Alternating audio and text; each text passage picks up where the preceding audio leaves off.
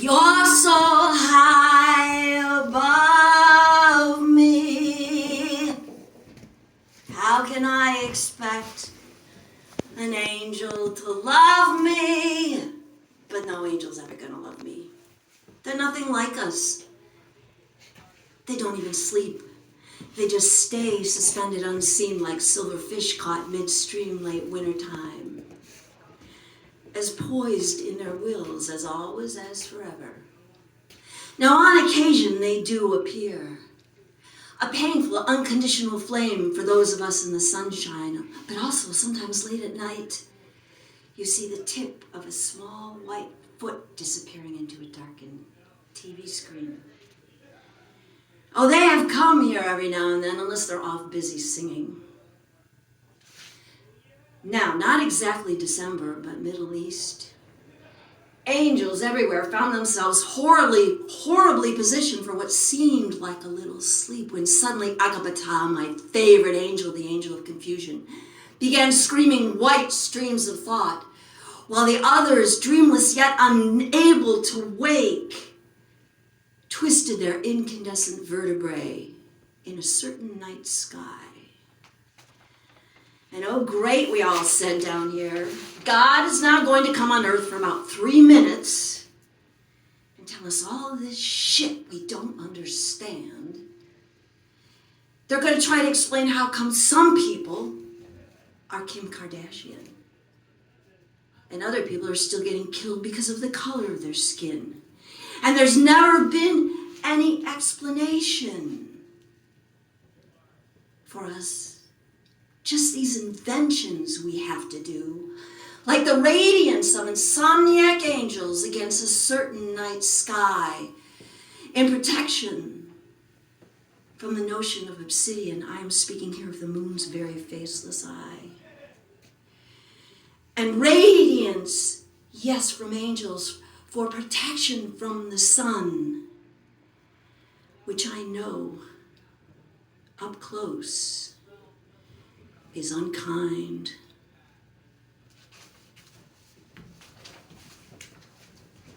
Woo!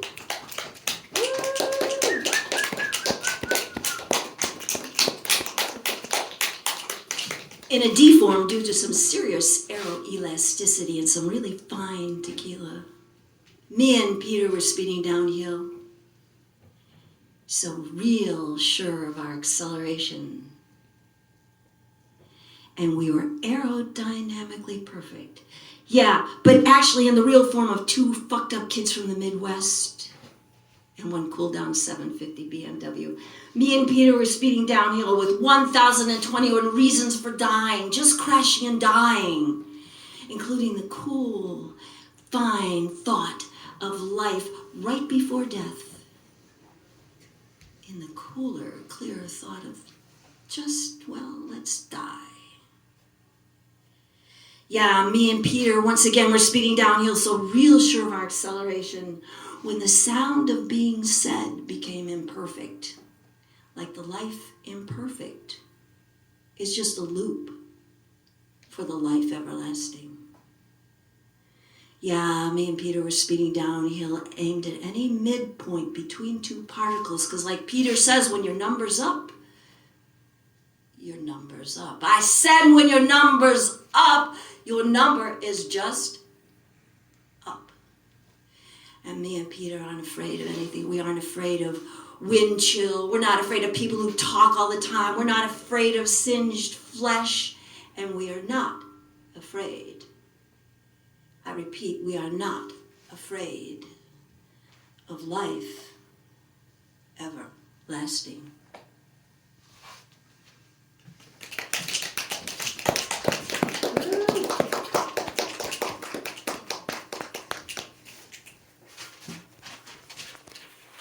I have made 2 daughters. In part me, but in part the daughters. Now, here in the Midwest, I've watched them grow in parts of summer winding slow, and in those parts of the city streets made just for us, with rectangles and red shiny squares where the metal bars. Mother Superior of the cement playgrounds, that's the only thing I could be. I got city girl kids whose only natural element has only been the weather. But despite this lack of green, they did grow.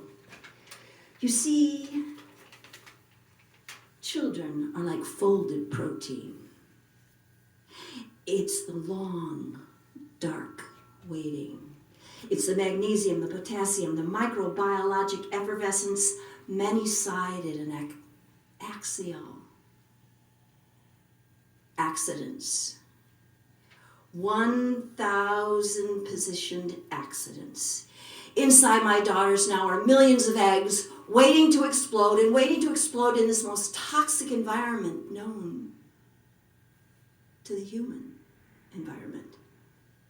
I'd love to tell my youngest daughter that pretty soon she's going to grow a long green tail and pearl-sized suction cups on her fingertips for grassing. I want the other one to know that her PMS is going to make her an energetic business leader in our community. But no, I just say, children, you have to be more collapsible. You'll learn watching while others sleep, stone embedded stone, with solitude as thick at the back of your neck as melted chocolate. It's the long, dark waiting. And my children, you will always be this holy. Watch. Salt Lake. Sea bloom.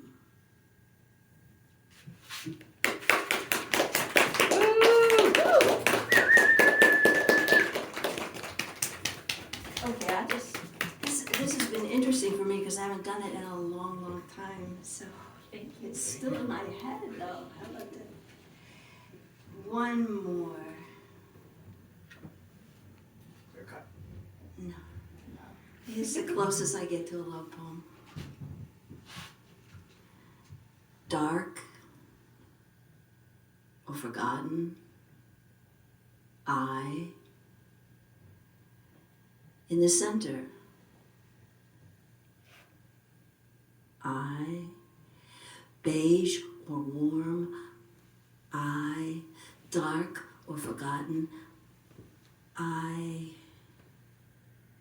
in the subservient I, in the subservient I need you.